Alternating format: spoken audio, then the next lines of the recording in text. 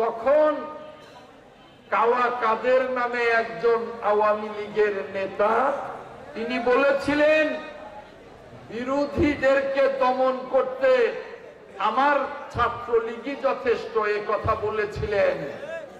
মনে আছে কথাটা?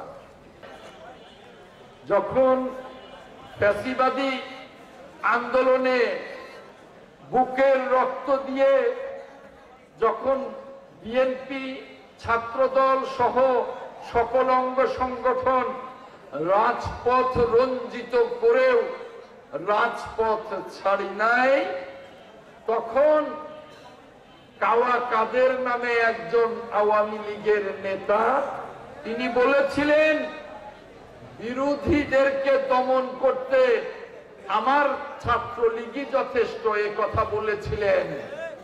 মনে আছে কথাটা? আজকে সেই কথাটা মনে করে আমার ছাত্র দলের বন্ধুদের বলতে চাই, কোন বিরোধী দলকে দমন করবার জন্যে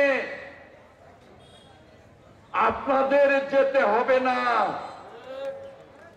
কারণ গণতন্ত্রে বিরোধী দলের সংগঠনগুলিও সরকারের অংশ এবং তারা দেশের অংশ।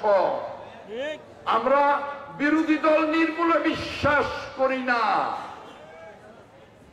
আমরা শহীদ রাষ্ট্রপতি জিয়াউর রহমানের আদর্শে বিশ্বাস করি। তিনি ছাত্রদল গড়ে তুলেছিলেন ন্যায়ের চাবুক হিসেবে।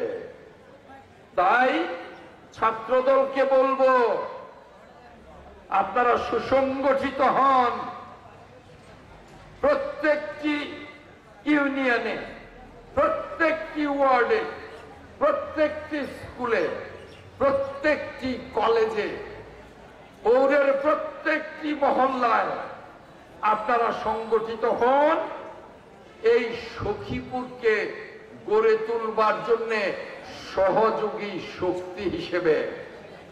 কোন মাস্তানি করবার জন্য নয়, দখলবাজি করবার জন্য নয়, চাঁদাবাজি করবার জন্য নয়, টেন্ডারবাজি করবার জন্য নয়, কাউকে দমন করবার জন্য নয়।